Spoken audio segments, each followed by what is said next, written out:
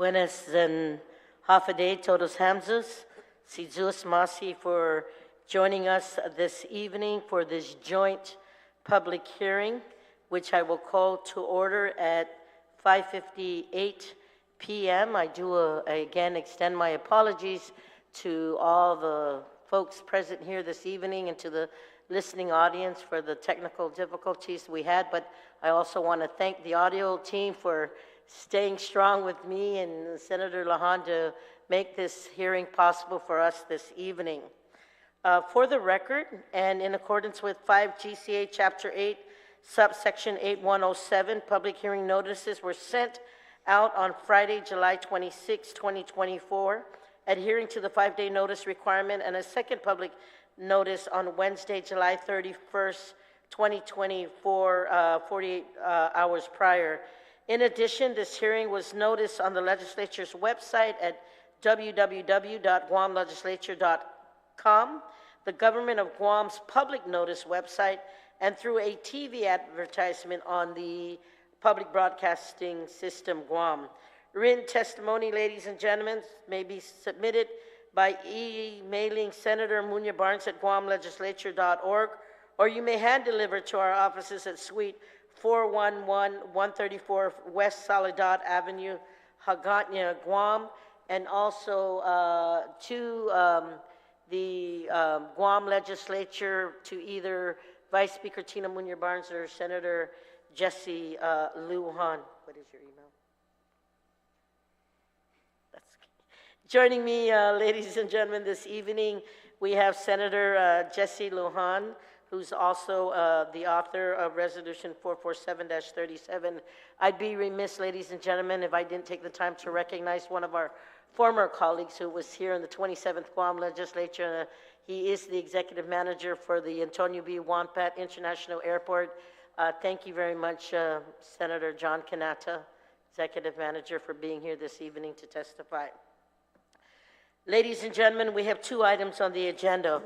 And as main sponsor, I will be hearing resolution number 441-37LS, as sponsored by myself, Vice Speaker Tina Rose Muña Barnes, Senator Jesse A. Lahan, Senator Christopher M. Duenas, Senator Dwayne T. D. San Nicolas, and Senator Joe S. San Augustine, relative to expressing the support of H.R. 8786, introduced in the United States House of Representatives, which seeks to provide a cabotage exemption for foreign air carriers landing in Guam or the Northern Mariana Islands.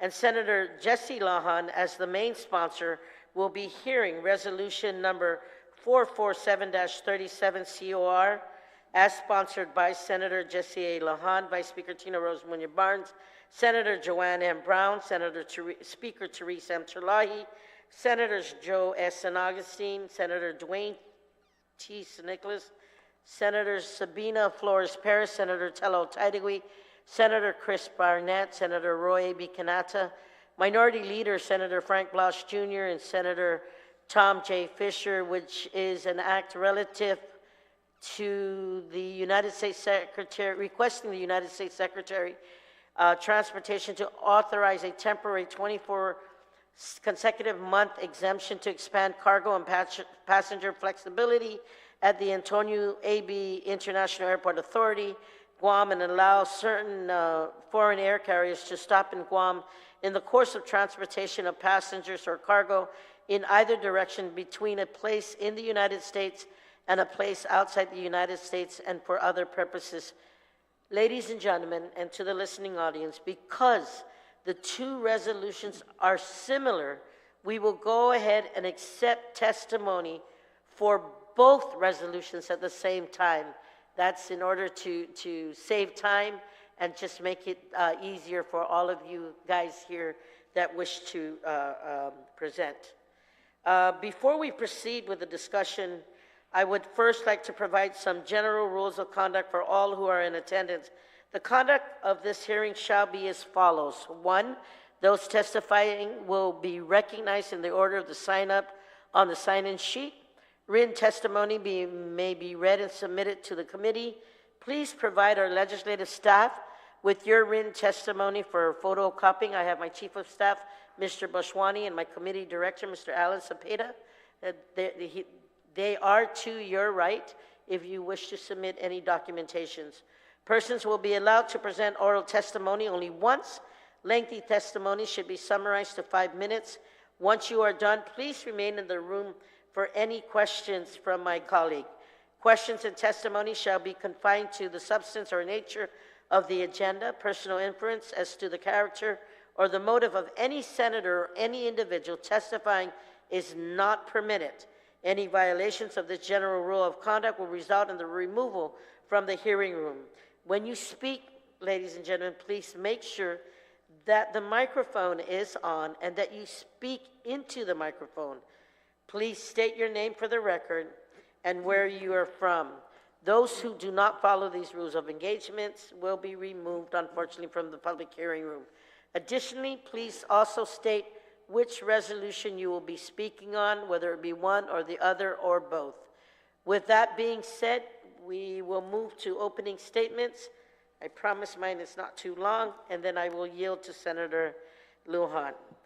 Good evening. I first want to extend our appreciation to Congressman Moylan and his office for their HR House Resolution 8786.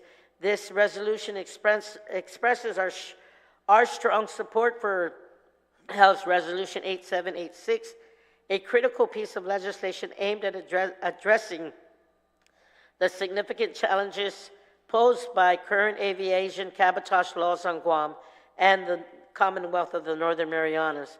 These outdated restrictions have long limited our access to competitive air travel options, resulting in higher costs and fewer choices for residents and businesses.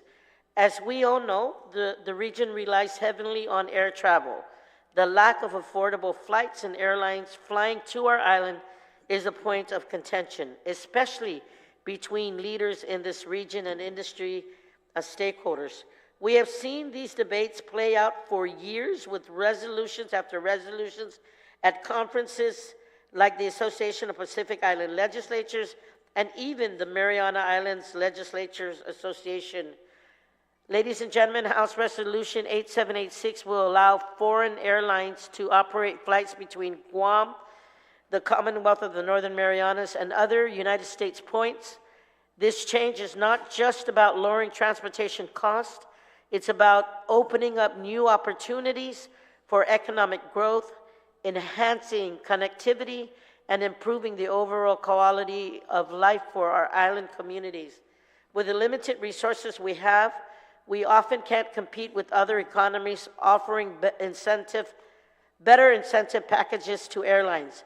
The passage of House Resolution 8786 will be a great tool for the government to attract airlines and provide a much-needed relief to our stagnant economies. I want to again take the time to extend an undankula situs masi to Congressman Moylan, James Moylan, and his staff for thinking outside of the box through pushing for a cabotage exemption. Situs masi, and at this time, ladies and gentlemen, I will yield to my colleague, Senator Lujan, for his opening. Thank you very much, Vice Speaker Barnes. Good evening, everybody, and Hafaday.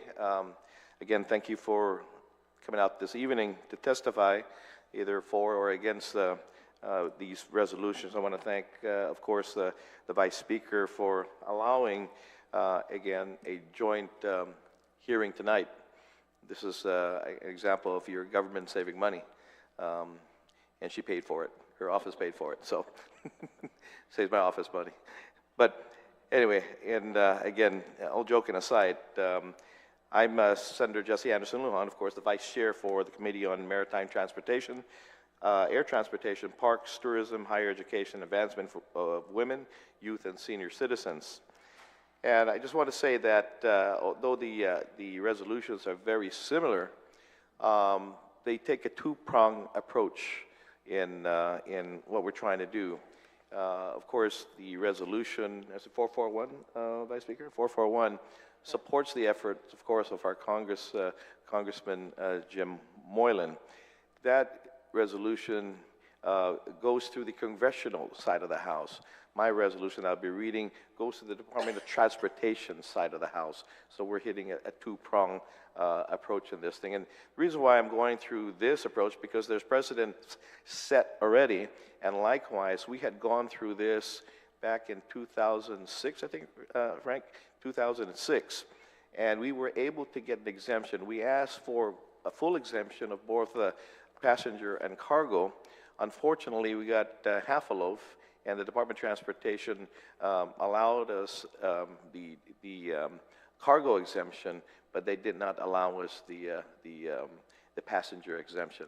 So now that, again, precedents have been set in Puerto Rico, and I will be reading that, precedent had been set based on their economic instability and likewise hurricanes that had devastated their country. It has, again, precedents have been set, and so we're using that same argument because prior, again, 2006, I used an argument very similar that granted Hawaii and Alaska an exemption, and basically they had mentioned, they said, you know, this could be applicable to Guam. However, Guam hasn't asked for it. So we did.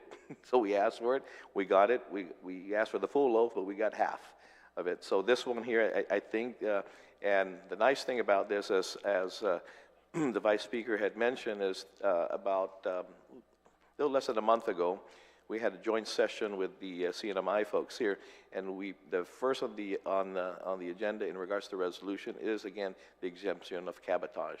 And both, not only Congressman Moylan is on board, but Congressman Kalili as well is on board asking for the exemption. So we have got both our congressmen on board.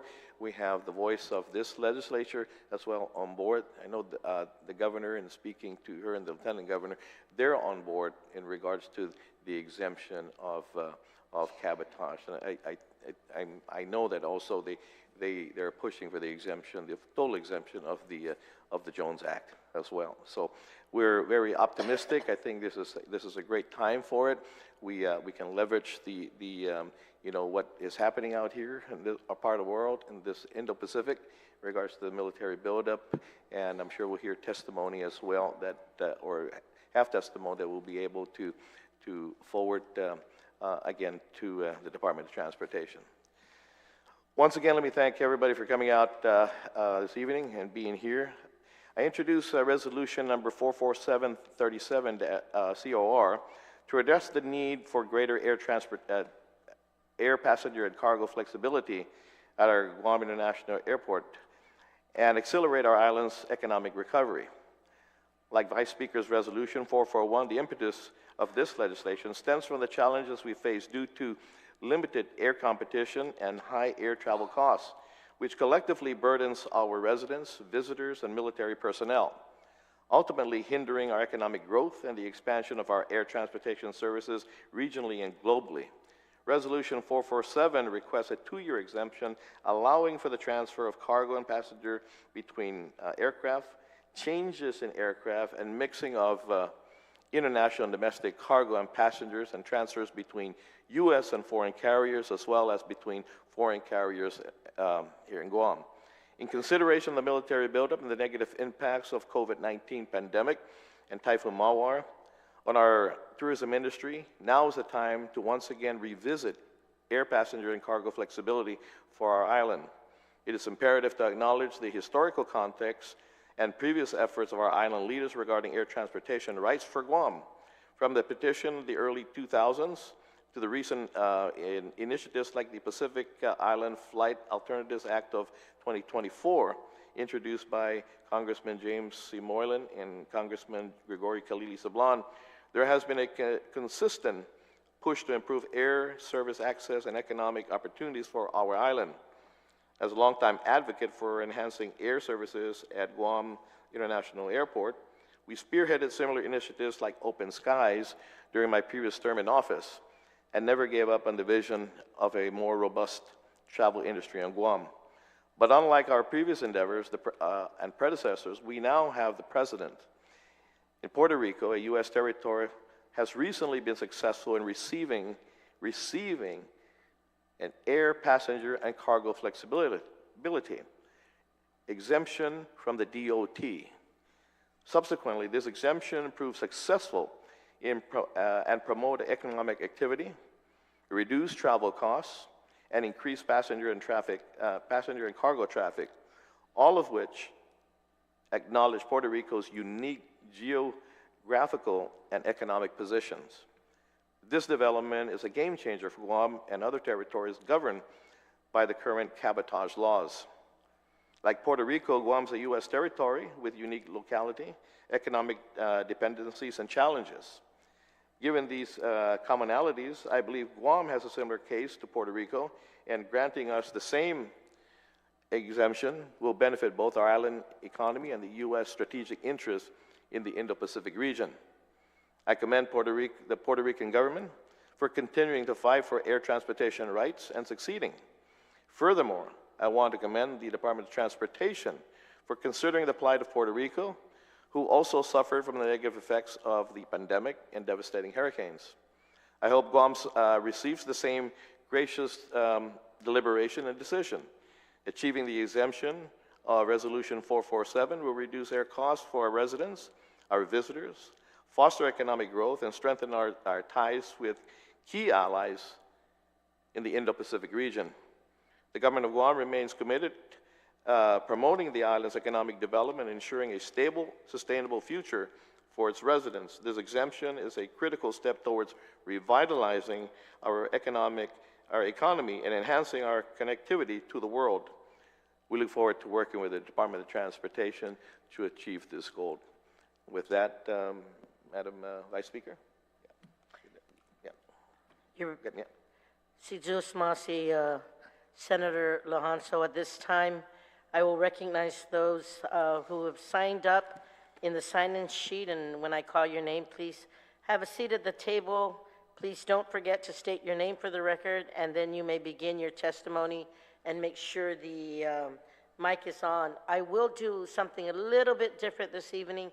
We do have one person who's been waiting on Zoom a long time, and if it's okay with those here, I'm going to go ahead and allow that because of what's been happening with our audio. We'll go ahead and try that. I'm going to go ahead and have Lauren Cabrera will be testifying on Zoom. And before she starts, I'm going to call up Mr. Kieran Toe. He's the legislative aide for Delegate Congressman James Moreland. He will read the delegate's testimony. You can please have a seat at the table. I do have the executive manager, former Senator John Cananta, who will be presenting. How many more chairs do I have up there?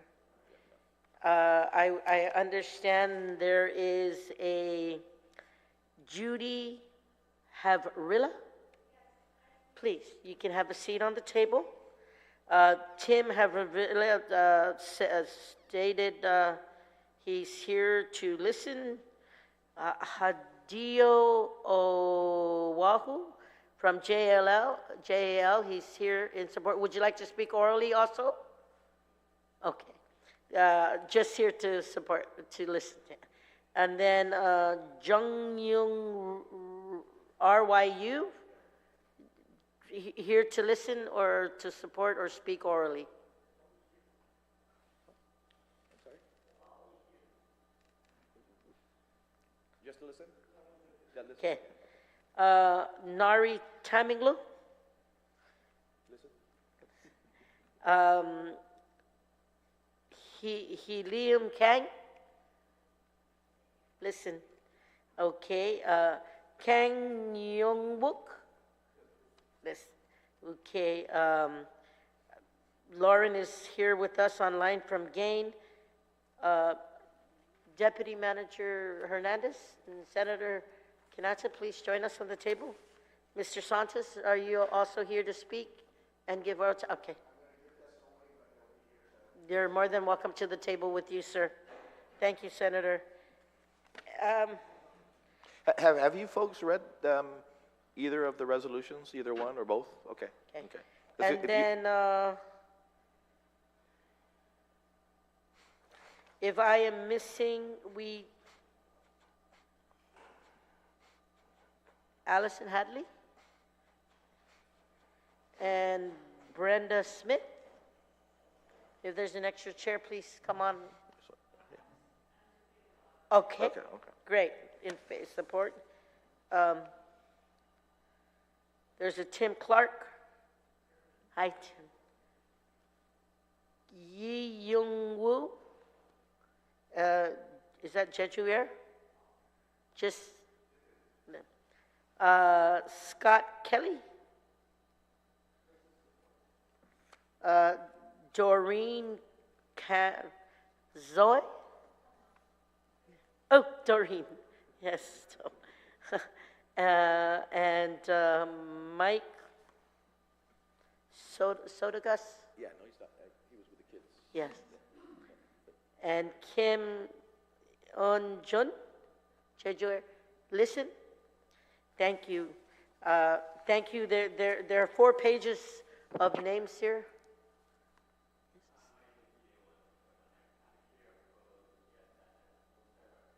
To observe. Thank you. And I just want to say thank you for coming out, whether you're here to listen, to support, to give oral support. I just want to extend my thank yous to all of you being here, because we almost have a crowded room. I will go ahead and start with Lauren Cabrera, audio, if you can get her on. And we will go ahead and start with you, Ms. Cabrera. Go ahead and state your name for the record. If you're in support or not in support of the resolutions, one or the other or both, and you may present your testimony. Thank you for your patience and understanding. Please proceed. Thank you so much for having me here. My name is Lauren Cabrera, and I'm testifying in support of both resolutions. Half a day. Thank you, Vice Speaker and Senators, for having us here today and for accommodating me joining this hearing from Saipan. My name is Lauren Cabrera. I'm the president of Guam Animals in Need, the co-founder of Boonie Flight Project, and the founder and president of Saipan Humane Society. I formerly lived on Guam and now reside on Saipan. I'm deeply invested in the welfare of animals and the people who love them in our region. I'm here today to express my strong support for Resolution 44137 and 44737, which seek to provide cabotage exemption for foreign air carriers landing on Guam or the CNMI. As our islands are uniquely positioned in relation to the U.S. mainland, we must also find unique solutions to the challenges we face. While it is reasonable that U.S. states be required to use U.S. airlines, this is not reasonable for a U.S. territory in the Asia-Pacific region. Cabotage exemption has obvious benefits for our islands: opportunities for increased tourism and economic growth, greater connectivity between our islands and the mainland, and increased ease of medical referrals. But I'm here today to talk about the animals. United Airlines discontinued their pet shipping program in 2018 after a flight attendant forced a customer to put their French bulldog in an overhead bin. When the dog died, United received significant negative media attention, which resulted in millions of dollars in lost revenue and the subsequent closing of their pet shipping program. Today, they only allow military service members to fly pets when they are relocating. What does this mean for the rest of us? It means that our people who are not military service members being relocated must pay thousands of dollars per pet to fly them through a chartered airplane. It means that 40% of surrendered pets at gain are due to families relocating and being forced to leave their pet behind. It means that people like me are putting to sleep beloved pets who are left on an island that is overwhelmed already by dogs and cats. It means rescues cannot transport pets off island for better lives, and they are put to sleep too. I have attempted to engage with United Airlines for several years. Every time I am met with excuses such as, "We cannot ship pets because of the pandemic." Well, the pandemic is over. Or, "We don't have the infrastructure to ship pets." Well, you're shipping pets for military. Despite an online petition with 25,000 signatures and years of attempting to work with United to reopen PetSafe for our region, nothing has changed. We cannot accept the United Airlines monopoly any longer. There are plenty of foreign carriers willing to serve our people and their pets. Let's allow them. I urge you to fully support these resolutions. It's time to remove the barriers that isolate our islands to ensure a more connected future for all of us. Thank you for considering my testimony. You're very welcome, Ms. Cabrera. Thank you so much for your patience and thank you for your testimony. At this time, I will go ahead and acknowledge the legislative aid to Delegate Congressman James Moylan. Mr. Kirinto, please proceed with the testimony to be read. Thank you very much, Vice Speaker Muña Barnes and Senator Lujan, for having me today. Again, my name is Kieran Toe, and I'm the legislative aide for Congressman Moylan, and I will read his written testimony today. Dear Vice Speaker Muña Barnes, I write to you today to express my support for Resolution 441-37 relative to expressing the endorsement of H.R. 8786, the Pacific Island Flight Alternatives Act. Our office introduced this bill in the 118th U.S. Congress in June with the intent of addressing the challenges with airfare costs for anyone traveling to and from Guam. It is also a monumental issue which will face an uphill battle, thus will require collective effort from all elected officials in Guam, and for that I thank you for taking the initiative. The cost of airfare is a multifaceted issue that we must address from every angle. It is clear to many who have traveled in and out of the island or even searched for flights off island, that most key routes to and from Guam are operated by a single carrier. As a result, local consumers and tourists are faced with high travel costs that are a result of a heavy market concentration by one entity. The best economic solution to this is simple: more competition. While we understand that there have been efforts to attract other domestic carriers to service the region, we recognize that none have expressed any serious interest in operating route out of Guam, and for various reasons. Simultaneously, we have been informed that there are interests from carriers domesticated in countries deemed as U.S. allies to pursue a flight from Guam to a U.S. port, which would certainly allow for much-needed competition. H.R. 8786, if enacted as drafted, would allow foreign carriers from Japan, South Korea, or the Philippines to board passengers and/or cargo from their home country and then land on Guam or the CNMI, and then continue the route from either U.S. port to an additional U.S. port, such as Hawaii or any of the contiguous states.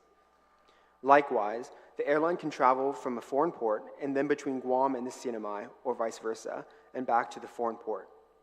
Today, the federal law does not authorize the movement of foreign carriers between two U.S. ports. In essence, the passage of this bill would promote competition, which ultimately helps in the reduction of cost of travel. Resolution 441-37 recognizes the importance of an air cabotage exemption for Guam and the CNMI and sends a clear message to the federal government that our island faces a significant issue that affects our economy, international and domestic trade, and the cost of living. This measure is indicative of the virtue we continue to express with our colleagues in Congress, that what works in the continental United States does not always work for Guam. Additionally, H.R. 8786 does not only help Guam and the CNMI, but also every island in the region. When legislators came to Guam last month for the Mariana Islands Legislature Association Assembly, they adopted a resolution expressing support of this bill. By having Guam well connected at a reasonable price with Asia and the mainland, our brothers and sisters in the Pacific Islands will benefit. This problem with high airline costs is not just a Guam problem, but a Pacific Islands problem. By bringing more airline competitors to Guam, our economy will only grow. New airlines flying in and out of Guam will result in not only more tourists who will visit the island, but also more jobs will be created, and infusion to our tax base will also be established, and new fees will be added to facilitate airline and import operations. I agree with the legislature in that we only see good things coming from this bill for our people and the region. An air cabotage exemption for Guam is a bipartisan issue because it affects everyday consumers and aims to strike down a large financial burden that hundreds of thousands of people face in the region. I thank my colleague and Democratic co-lead on this bill, Congressman Kilili Sablan from the CNMI, and the senators in the 37th Guam Legislature who have co-sponsored this resolution. When we work together across ideological lines, we can enact meaningful legislative results for our people and our community. This starts with lowering the cost of flights and opening Guam to foreign airlines. This issue requires a strong educational campaign, which our office has initiated with member offices in the House of Representatives. However, for the message to be resonated loudly, we need to share that the challenges with rising airline costs is a community problem, and having a measure like Resolution 441-37 certainly helps the case. Likewise, our office will be seeking supportive documents from Governor Lulian Guerrero and the Mayor's Council of Guam. We urge senators to pass this resolution at the earliest opportunity. One too many times, our people miss weddings, funerals, graduations, reunions, or even the opportunity for college kids to visit their parents, or sadly, for one to see their parents and loved ones because they miss them due to the cost of travel. Something needs to be done.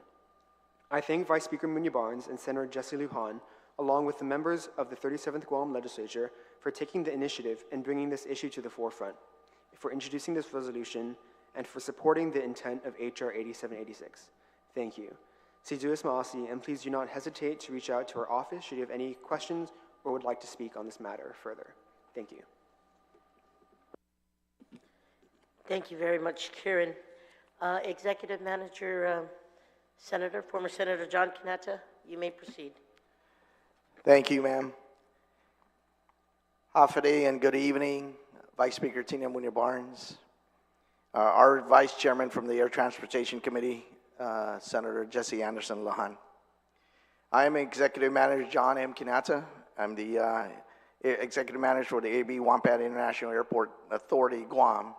To my right is my Deputy Executive Manager, Dr. Ricky Hernandez, and to my left is Mr. Frank Santos, our airport consultant.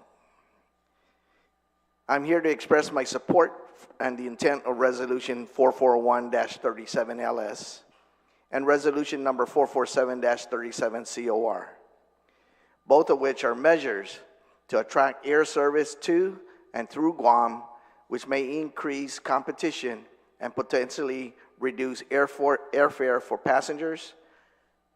Both resolutions aim for a more competitive environment for air service in the Marianas and Micronesian regions, and in turn, not only can provide an opportunity to have a positive financial impact at GIA, but can also improve and to add to the recovery of our tourism economy.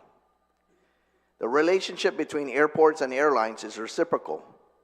It's symbolic, as we need each other to operate and prosper. The airport derives its revenue from two sources.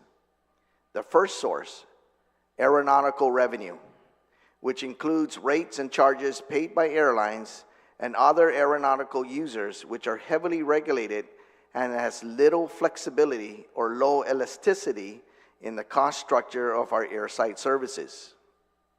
The second revenue source, non-aeronautical revenue, which includes property leases, concession agreements, commercial services, vehicle parking, office rental, and other sources that bring in a significant portion of total airport revenues. These two major sources of revenue help to operate our airport 24 hours a day, 7 days a week, and simply put, the more air service and resulting passengers that fly to and from the Guam International Airport, the more revenue can be derived and can further allow the airport to continue to invest in capital improvements, passenger experience enhancements, and to bring the cost to operate down for our air carriers.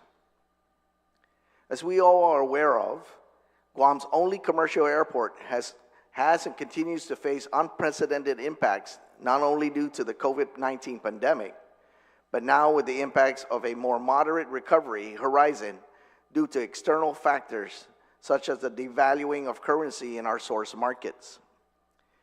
Now being only about 60% recovered from the pre-pandemic traffic, the GIA has experienced lost revenues of over $150 million since FY 2020.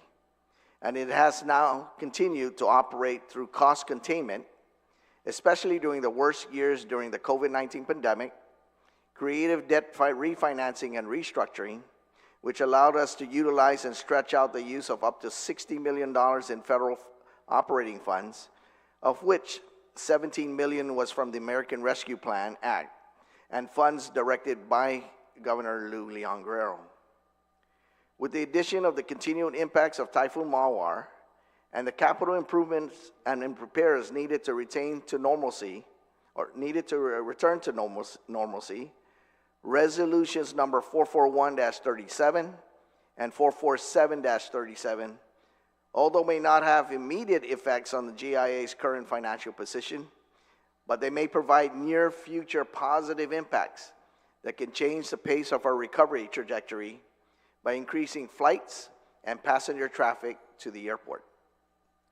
Prior to the pandemic, we had 12 operating airlines to 17 destinations with frequencies of up to 52 flights daily, provided by 10 foreign carriers and 1 U.S. carrier and 1 community airline. Today, we have 8 operating airlines to 12 destinations and an average daily frequency of 31 flights daily, provided by 7 foreign carriers and 1 U.S. carrier. The stark difference is palpable. Our regional residents have less options of carrier choice, less frequency for connectivity, and are subjected to monopolistic airfare pricing amid a restrictive federal regulatory environment for foreign carriers. Resolutions number 441-37 and 447-37 give us all hope for a future that can involve more airlines and more flights to and from Guam, and the optimism that such competition can reduce airfares and increase our people's ability to connect with loved ones, but also to connect with our visitors to Guam. For these reasons, I express our support for the intent of these resolutions that they aim to achieve. And we'll be here just in case we have any questions and answers that you may have, Vice Speaker Barnes. Thank you very much, Senator Kanata. At this time, I recognize, please proceed. Hello, thank you for allowing me to speak. Senator Lujan and Vice Speaker Muña Barnes, I appreciate it very much. My name is Judy Havrilla. My husband is on a rotation. He is about half the year here on Guam, and I accompany him. He's been doing this for about 3 years, and I've been volunteering at the Guam Animals in Need Animal Shelter this whole time. So on our first trip here, I started volunteering at the shelter right away. This was shortly after the island opened up from COVID again. And of course, I walked all the dogs and everything like this, all wonderful, wonderful animals. And we particularly fell in love with one named Layla. Saw her day after day, took her out of her kennel first every time. And when it came time for us to go back, I didn't have a way to take her with us. And on the last day, I promised her that if there was a way to bring her home, I would. And we left. The whole way down the runway, on that plane, I cried because I was leaving this dog behind.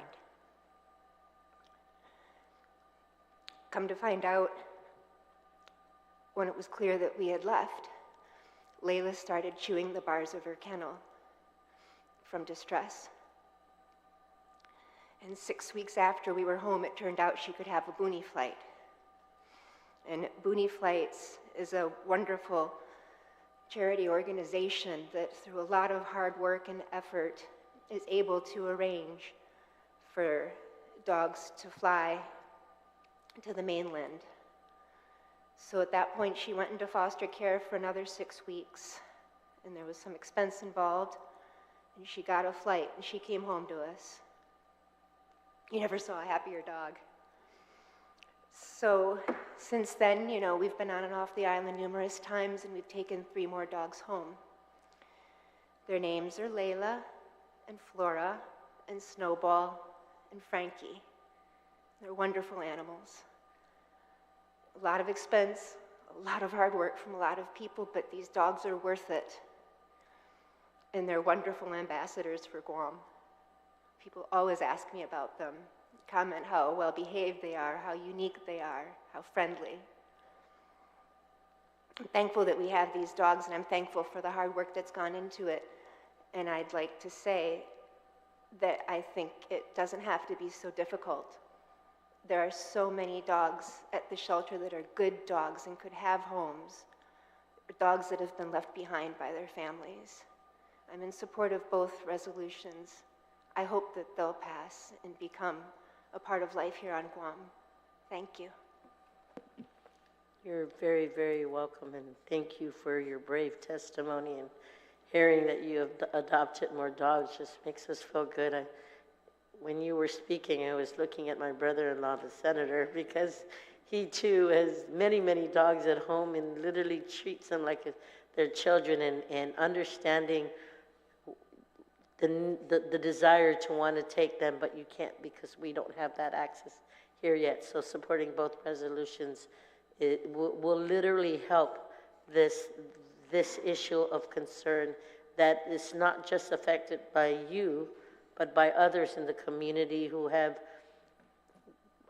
loved pets and want to take them with them and all that. And I too have a granddaughter whose husband is stationed in Germany, and we literally had to pay thousands and thousands and thousands of dollars, with no exaggeration, to bring them to and from twice over. And the need for King to be next to Christiana was very, very key and important, but it had to go through a charter route because there was no other way. So I truly appreciate your presentation and your story this evening. Thank you. Go ahead and have you speak. Please proceed. State your name for the record. Yes, thank you very much. Hafade, my name is Allison Hadley, and I'm the director for the Gain Animal Shelter. First, I would just like to say Sizu Osmasi to Vice Speaker Muña Barnes and Senator Lujan, as well as the other senators, for giving us this opportunity. I have been the director for the past 9 years, and I have also called Guahan my home for the last 15 years. For over a decade, in my experience, the community has made huge changes in the area of animal welfare through more low-cost veterinary services, pet supply stores, pet-focused events, education and outreach on pet care, and also through the ability to ship pets stateside. Shipping pets to interested adopters and stateside shelters that are actually lacking adoptable pets was a very important avenue that GAIN used to ease some of the burden on the shelter. It's a morale booster for those of us who work with these animals every day, as well as the community, to see the good outcomes for these pets. And of course, shipping a pet is quite literally the only way to keep a family truly connected. Unfortunately, United Airlines has completely eliminated their Pet Safe program, which has prevented many of these pets to remain with their families, and it has hit our island community quite hard. Military families are subjected to pretty limited and very selective processes to ship their family pets, with only 4 spots available per day, unrealistic timeframes and hoops to jump through, and this is only available if you have PCS orders. And even then, at a last minute, it can still be denied. Local families, non-military families, however, have been completely disregarded and don't even have the option to utilize these 4 spaces that I've mentioned earlier. They are forced to go through pet travel agents and chartered flight options, which a lot of times are way beyond their financial reach. So where do all of these pets go that can't fly? Well, they come to GAIN, and they are also left on the already overcrowded streets of the island. The actions or lack of action taken by United Airlines have not only hindered the operations of the shelter as well as Booney Flight Project and eliminated options for families who want to keep their 4-legged family members, but their actions have also added to our workload through almost daily pet relinquishments from both military and non-military families who are unable to take their pets with them, and also through just simple abandonment by others who don't make the effort to come to the shelter and bring the pets to us. A lot of those pets still end up coming to our doors. By eliminating these cabotage restrictions, many families will be able to remain with their pets. We will be able to continue flying deserving shelter pets to excited adopters stateside who, as Judy mentioned, love Guahan Booney dogs and cats. This in result takes the pressure off of the shelter, who we are already drowning in the animal overpopulation issue, and it also takes the pressure off of community members to try and figure out what to do with their furry companions if flight is not an option. And my testimony is not meant to be focused on hating on United, but it is truly to ask why our community has once again been left with zero options for a very real and a very serious issue for many. A viable solution for this particular problem has been found through this introduced legislation. Let us fully utilize it for the sake of our community and the sake of the boonie animals. Suzu Osmasi. Thank you very much. And before I ask Senator Lahan to read some of the testimonies that have been provided to us, I'm just going to go over, I have two more listed names. I hope I'm not repeating any of them. I will note that the names I read off earlier, the several pages that I read off, were all, and those that were here and I called, all of them had in support of and checked off written and but not oral. The names I will say again: Jung Book Lee from Jin Air, support. From Jin Air, Paul Kim in support. Renee Lau in support. Nancy Kwan, China, in support. And I want to say Morgan Cummings in support, or would you like to speak? Thank you. I want to make sure we record all your names, because you're here for support, here to listen, and want to see where these resolutions will go to. So I want to make sure that your names are appended into our committee report in support of.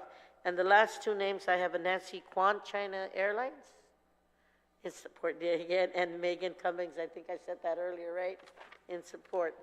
So I do have a couple of testimonies. I will ask Senator Lahan to read them, because I think they're also important to make sure that we have them read for the listening audience and to all of you here, and we can append it into the committee journal also. So Senator Lahan, please proceed. Yeah, thank you very much, Vice Speaker. Just again, before I read it, the folks that are here that represent airlines and here to listen,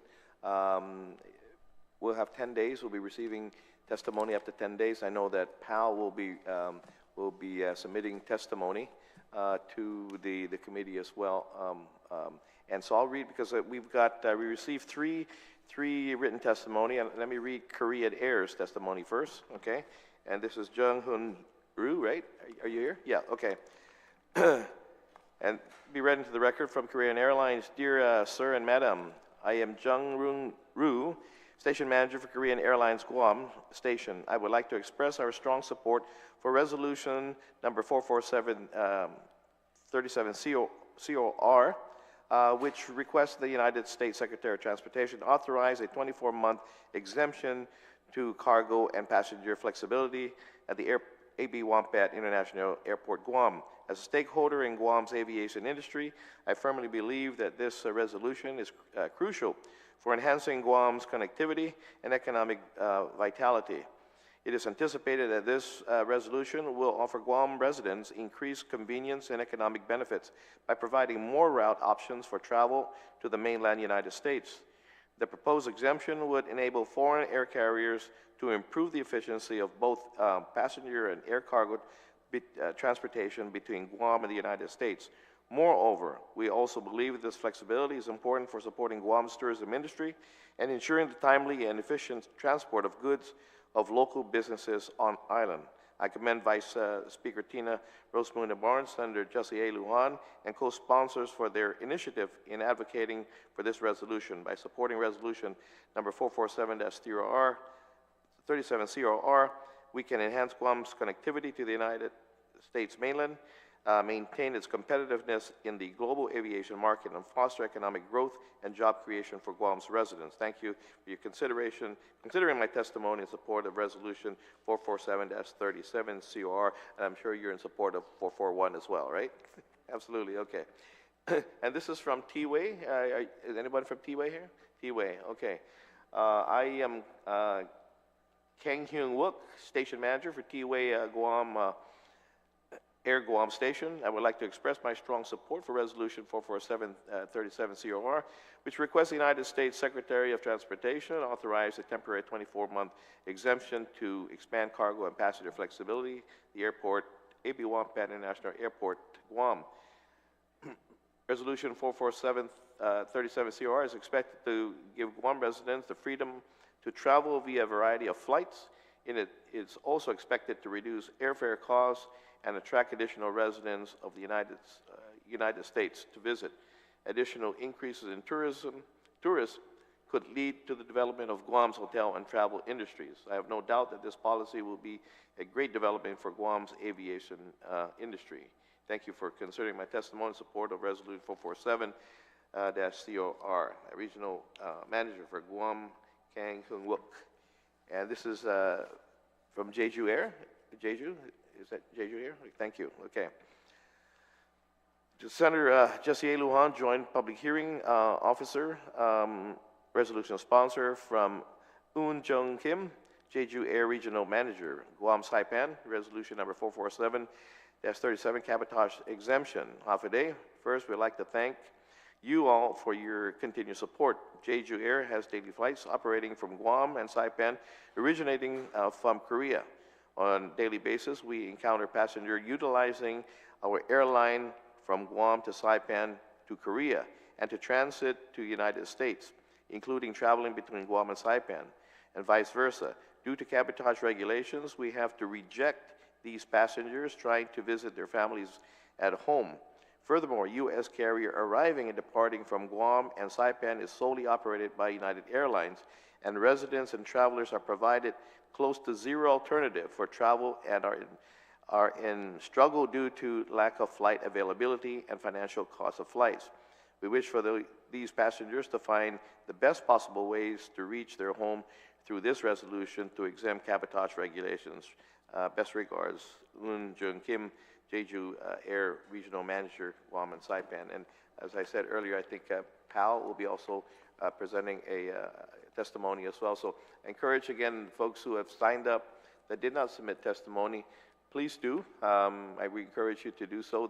The more that we can submit to both Congress and Department of Transportation, the better it's going to be for us. It'll make the plight a little easier.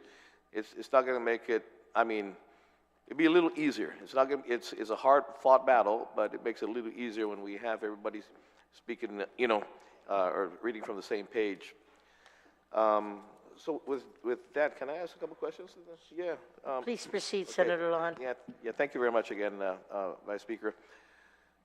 We go back to the 27th Guam Legislature, and Senator Kinata was there when we served, when we, of course, passed that resolution as well, asking for the exemption, where, again, long story short, we got cargo, not passenger service.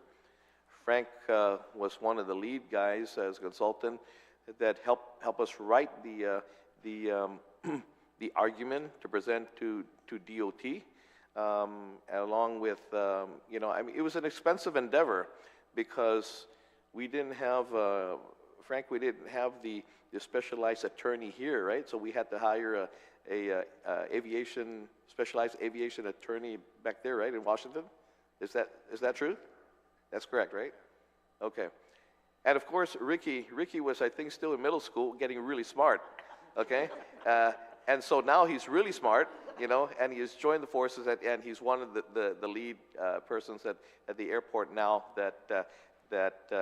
Again, that's putting a lot of effort into these arguments as well. So thank you very much. But over the years, Frank, can you tell us, because I know that it took an arm and a leg to be able to, we needed to expand the airport, okay, the runway, the airport. We have since expanded, have we not? Yes, Senator, we have. Okay. Now, we can do nonstop flights now from Guam to the west coast, can we not? With our 2,000-foot extension to the primary runway, making it 12,000 feet, we can reach any U.S. city. Okay. That being said, we have one airline that flies to the U.S. mainland. Why have they not done a nonstop flight? One of the reasons why we decided to go an extension was that the predecessor to the current incumbent, which is Continental, was envisioning a nonstop flight from Houston to Guam. So we made every effort to extend our infrastructure, as well as in terms of cargo, having all cargo aircraft also being able to make the flight overseas to mainland U.S. So the infrastructure is there. Should a exemption or full out, 24-month exemption or full out exemption from the cabotage, the infrastructure is there to be able to handle our current foreign carriers that come to Guam? That's correct, Senator. We have the airfield capacity, and we also have the terminal capacity to handle those flights. Are we still, I think at one point, I don't know if they're still doing, I know it's pre-pandemic doing, is PAL still doing, are they still doing technical flights here to Guam? Or? No, my understanding is PAL has upgraded their aircraft, therefore not requiring technical stops to refuel here in Guam because of the headwinds that they're facing. Now their planes are more modern and now can overfly us. They overfly us, okay. So we're not generating revenue from that stop, right? That's correct. Okay. Can you explain again to the public out there the efforts that the airport has made and what really this grants the airport to be able to do, the exemption? Because airlines right now, foreign airlines, come to Guam and have to return home. Guam is counted as the first U.S. destination, is it not? That's correct. Okay. So what we're trying to do here is trying to get either Congress or the Department of Transportation to not consider Guam as the first first U.S. destination, or grant us one more U.S. destination outside of Guam. Is that correct? That's correct. Again, yeah, that's true, Senator. Cabotage allows the foreign carrier to come to Guam, drop off and pick up passengers or cargo, and then continue to another U.S. point, including CNMI. So we lack that authority at this point in time. We have all the justification that we need to support that, but cabotage restrictions, that's what, similar to the Jones Act, is national protectionist legislation. So what we need to do is show how remote we are. We're not going to make any U.S. air carrier broke as a result of permitting cabotage from this island. Okay. And let me shoot it out to anyone out there. Ricky's a numbers guy, but let me ask you this, because either any of our foreign airlines that come to Guam now and have to go back home, a lot of them have an open skies agreement as well to fly to either LA or what other, and then come back home, right? Can you tell us the difference between, say, like maybe a Korean Air from Korea or PAL flying from Manila, say to LA, a round trip ticket from their home destination to, say, LA versus Guam, which is a lot closer, but our ticket prices are a lot higher, are they not? Thanks, Senator.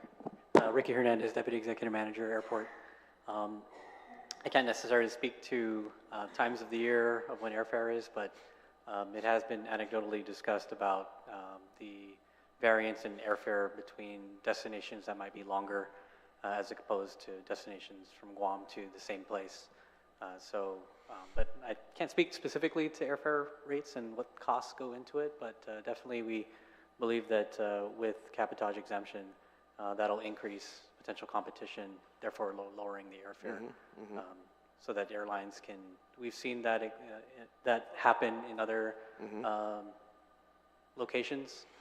When we had the airlines flying from Guam to the CNMI, when there was a smaller carrier that had canceled their flights between Guam and CNMI, we did see somewhat of a drop in airfare from the other competition. So we have seen some small sample sizes in other areas that competition does reduce airfare costs. Well, I know this to be the fact as well, because back then in 2006, or even prior to that, in I think 2006, when we formally petitioned DOT, that prior to the, I guess, merger of Continental and United, it was Continental at the time, and Continental will fly from Manila, Guam, pick up passengers here, and go to destination, say LA or something, or San Francisco. And so the passengers that will embark on the plane in Manila are actually paying between $300 and $400 less than the passenger that same plane will pick up in Guam and fly, less hours. A 3-hour flight away, longer flight, pays a lot less coming here, as opposed to the passenger that purchases a ticket here in Guam with a shorter flight to the West Coast. And the reason being is because these home countries that have flights, they have competitive air. That the same airline at that time has an open skies agreement with that prospective country. And so that's why, again, as a U.S. territory, we really treat it terribly. I mean, we have this in the Jones Act, and these are the things, again, that I wish that, again, the folks here spread this word out there, because these are inequities. These are some of the things that help us. If we get a relief with this, will help us in our economic sustainability. It really would. The airport is ready. The airport is expanded. They need to expand even more. But maybe you can tell us some of the increase you're getting from airlines. But I mean, again, I know, talking to all the foreign airlines here, and even some of the airlines that we visited, want to come here, but they also want to go to one other destination. And not only for the passenger side, but a lot of them are interested in the cargo side as well. That's right. So can you imagine, Senator, if that waiver was to be approved, you got United, of course, flying here to Honolulu, but can you imagine foreign carriers coming to Guam and then not flying to Honolulu, but maybe flying to San Francisco, and then other foreign carrier flying to Seattle or what? So they're not taking the Honolulu ticket away, but if they can have that opportunity to fly from Guam to other destinations in the U.S. and then back, that would definitely promote competition, and that would draw down the prices. Also, for foreign carriers to come here and then fly to Saipan, to CNMI, and then back to their thing, that would also drive competition and definitely lower the price going to CNMI and stuff. So definitely this resolution, if it goes through, will assist us in getting more competition to the island. Actually, it's cheaper to fly from here to Manila and stay 2 or 3 days than to fly to here to Saipan. That's correct. That's correct. Dr. Hernandez. Yeah, Senator, thanks. And I'll just add to, the airport, we're very aggressive in terms of trying to increase air service. We utilize all of the tools in, our toolbox to be able to entice or incentivize airlines. Partnering with the Guam Visitors Bureau is one, because they can provide different airline incentives that we may not be able to, because we're an airport regulated by the FAA. But the airport has done as much as we could in terms of providing airline incentives for new entrants, for new destinations that current airlines might be able to fly to.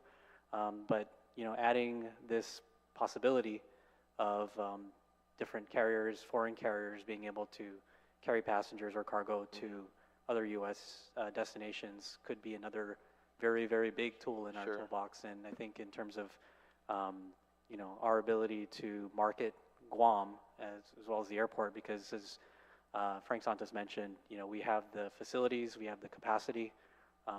We just need additional incentives to get airlines to be able to come to Guam or see that Guam is profitable enough to, you know, place themselves physically here, as a lot of the airlines behind us have been able to do, and make that investment. And us, the airline, as well as Guam Visitors Bureau, sorry, the airport and the GVB, be able to package incentives for them to see that that's something that they could, you know, jump into for the airport, because it's an upfront cost to start a route, and we understand that, and so that's why there's incentives on both sides to be able to start that, and then hopefully continue on as what we call signatory airlines, and, you know, recognizing a lot of the signatory airlines behind us who have been very good partners with us.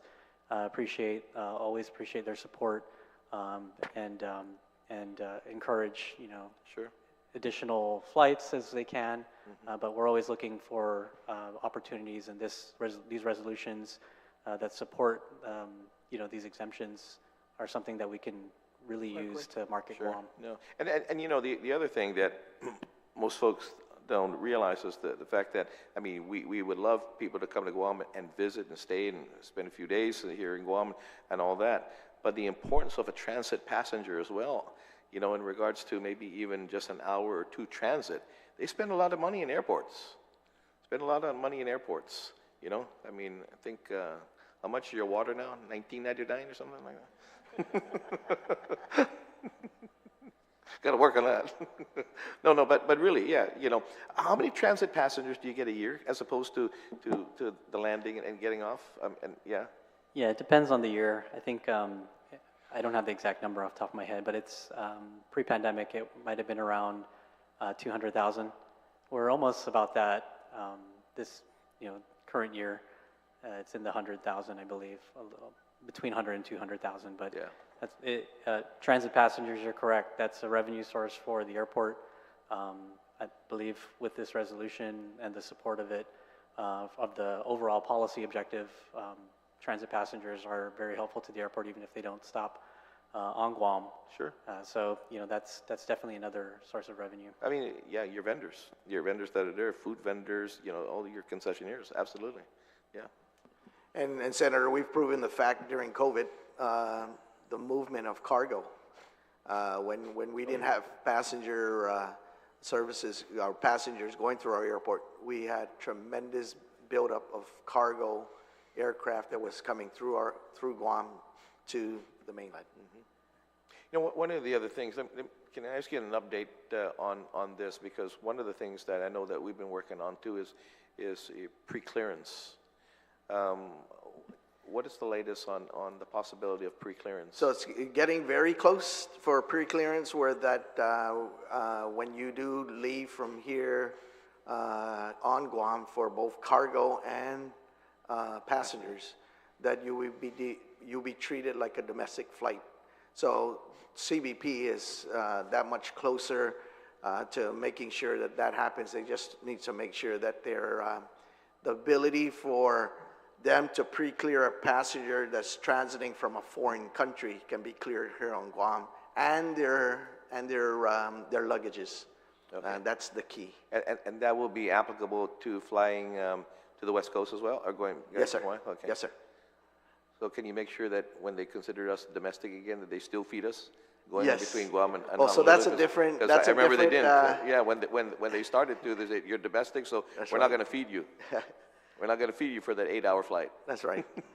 So maybe with this and the competitions there, they will start to feed us again, because I'm pretty sure that the foreign carriers will take care of us, and which they usually do. Sure. And we applaud, and we thank foreign carriers. Thank you very much for your services. I know Senator Barnes, myself, and Senator Duane as well. I think it was last year. No, the beginning this year. Yeah. And we had also flew to Taiwan, looking at possibility of medical referrals and things of that nature, and it's great. It just took us almost a whole day to get there. But, you know, if they would have direct flights as well from Taiwan. It'd be 3+ hours to get to Guam. And again, they can definitely handle as well, medical emergencies. And they said, in their airport, they can get a trauma patient from the airport to their hospital in about 5 minutes. Yeah. And so those are the things that, and again, and I know we had approached, it was Starlux and Tiger Air at that time, but the sustainability, of course. And again, if we had the exemption, I think most will jump on board right away. Yeah. Because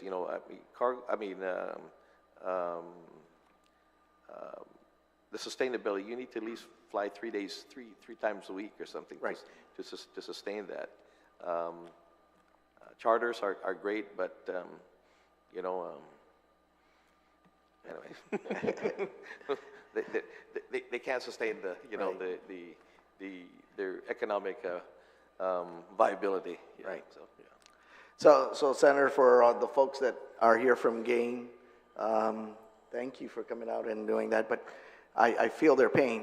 My daughter works on Anderson Air Force Base. She's a civil service employee, and two of the dogs that we have adopted was because of the reasons, right?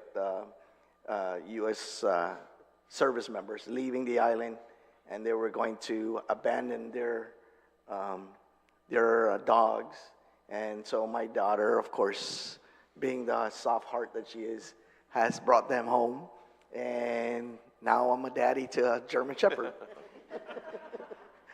But I love those dogs, and like what Senator Barnes has said, because I have a wife that looks exactly like her. It's her twin sister. My wife is her twin sister, so definitely.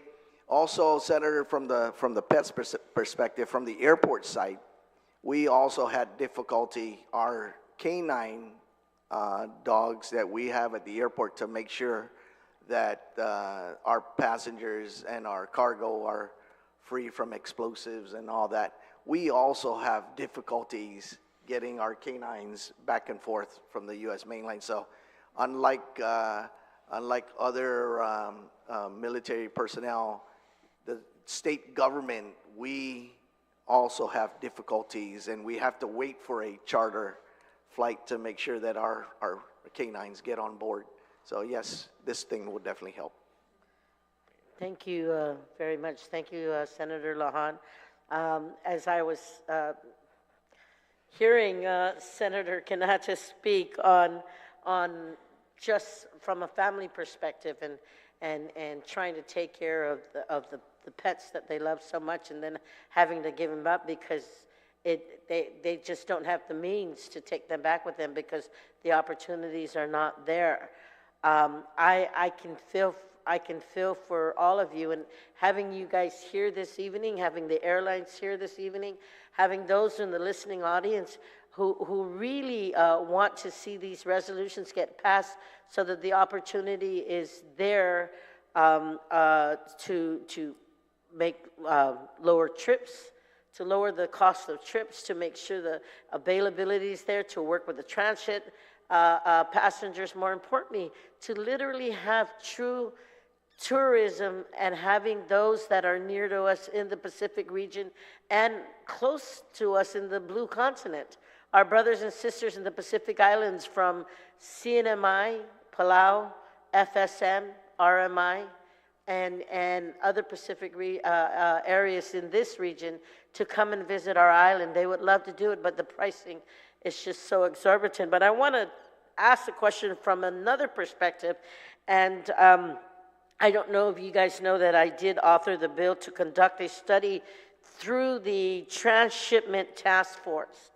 And I wanted to ask the airport, how will a cabotage waiver help with making Guam a transshipment hub? And do you think it will be a positive impact? Either one of you three. Of course, it's going to be positive impact if that is done, because now we're able to to offer airlines or foreign air carriers to move things back and forth. Thank you. Frank, do you have anything to add? Yeah, I just add to that, Vice Speaker. Transshipment under cabotage, what that really means is transshipment could be passengers, cargo, moving in, or even ocean freight going on to air cargo. But the cabotage would then allow us, even foreign carriers, from flying directly from Guam, picking up pre-inspected and going to any location in the U.S., especially those locations that have train or trucking infrastructure. That way, it can get to products from Asia, and hopefully eventually from Guam, can get into the supermarkets and the counters and at retail stores faster than it will go from here to a regular port of entry. In other words, the port of entry is like in California, in Long Beach, Oakland, they're all backed up. But if we go straight to those cities that have that infrastructure, the ground-based infrastructure, that really would help. And vice versa. That's really good to hear. Doc, would you like to add anything? Sure. Well, the airport's been investing a lot in, or we plan to invest a lot in our cargo operations. We do have a cargo facility run by an operator, and we don't have an adjacent parking apron directly for that. So a lot of our cargo that we currently do, they have to basically drive it over to the cargo facility. And so, you know, through the assistance of our engineering division as well as our consultants, we've been able to, at least finish the design for our cargo apron, and we're looking to get some federal funds and apply for federal funds for the cargo to actually construct it. And so that would have a cargo apron that would be adjacent to our cargo facility. And so, you know, with this, could add to the possibilities of getting not only the ability to transship, but also to entice and maybe encourage some investment in airport property on the other side of the cargo apron that we have available for potential increase in cargo capacity, so or other types of cargo operations. So Opening up the opportunity for new industries. Yep. More importantly, the other question I was going to ask was, if all of this comes to play in a optimistic way, and we get these exemptions and these waivers to proceed here on our island, will you guys have the capabilities? But just hearing from that, it sounds, maybe I just want to hear from all three of you. Will you guys have the capabilities to do what is coming our way if we're granted these exemptions? Definitely, Senator. That's part of our 5-year plan. That it is part of that, and of course we're going to come to you, to your body, to once we get that, and to help us, because we definitely have. There's an impediment that we have for investments at the airport, and that's to increase our 5-year, at least 30, and that will come in time. I was just going to say that we got to speak to ourselves now in this situation, because we got to commend the airport. Over the years, you've grown it, you've prepared it for such, but to be even better prepared. You know, I know that you guys have been contacted, and you guys are going out there trying to get investment, trying people to, you know, companies to invest in the airport, pour millions of dollars into the airport, but they definitely wouldn't do it with a 5-year lease. They wouldn't have returned their money right off the bat. So we're speaking to ourselves now that they're going to have to come to us to make sure we, you know, because the business model is not a one size fits all. That's correct. It's a very different model, and it's something that this body has to really consider if we're ready. They're ready to do this, but again, the big obstacle would be that the investment that companies who want to put in for maybe cargo spaces and things of that nature, because they got the property, but and they have the people that want to lease, but they don't have the years to be able to get a return on their investment.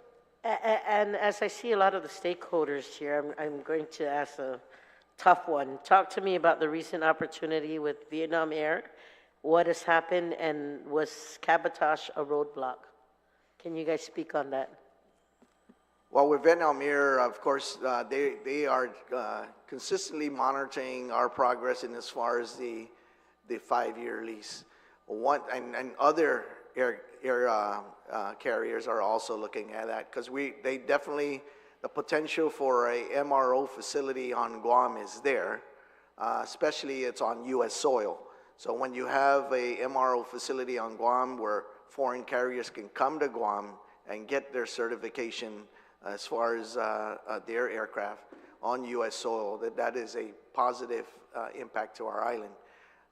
The biggest thing is that a 5-year lease is a no-go from the beginning. And once we get a 30-year or more, they're definitely going to flock in. Well, we just want to reiterate the fact, as colleagues here, we do have a legislation that will afford that opportunity with Senator Roy Canatta's bill, if I'm not mistaken, on the lifting of the 5-year time, and I'm hoping that that will see some credence. I know it's been in for a while, but we do have some standing rules that may permit us to get that bill to be heard before the term is up. So, but with that being said, I just want to make sure we still have a lot of folks here in the public hearing room. If anyone wants to say anything at this time, the floor is open. And if not, I want to thank my colleague, Senator Jesse Lahan, for being here to listen to both bills. And since we've exhausted the sign-in sheet, just as House rules, thank you for being here to join us this evening to support resolutions number 441-37 LS and 447-37 CR. Do I have to read it into the record again? I want to thank Mr. Toe for presenting your testimony. For Delegate Moylan, Senator, thank you. To all the panel members that were here today, thank you so very much. And since there is no one else to testify, I want to just do my closing, then I'll yield to Senator Lahan. All those from the listening audience who would like to submit written testimony, they can do so by sending it into the Guam Legislature.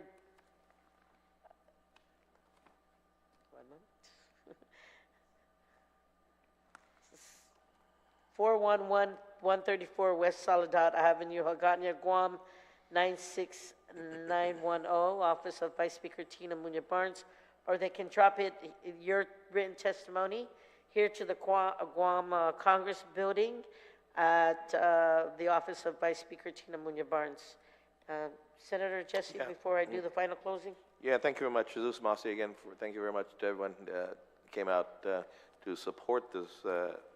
These two resolutions, and Vice Speaker Tina Rose Muña Barnes for conducting a joint public hearing tonight and discussing, of course, both resolutions.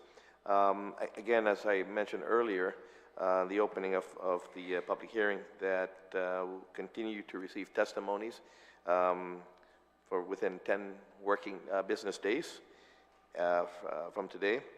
And you can email, Vice Speaker had given you the address, but you can also email my office at senatorlujan@guamlegislature.org, okay? And that's senatorlujan@guamlegislature.org, or you can mail or hand deliver to my office, Senator Jesse A. Lujan at 259 Martyr Street, Suite 101A, the Calvo Areola Building, Hagåtña, Guam 96910.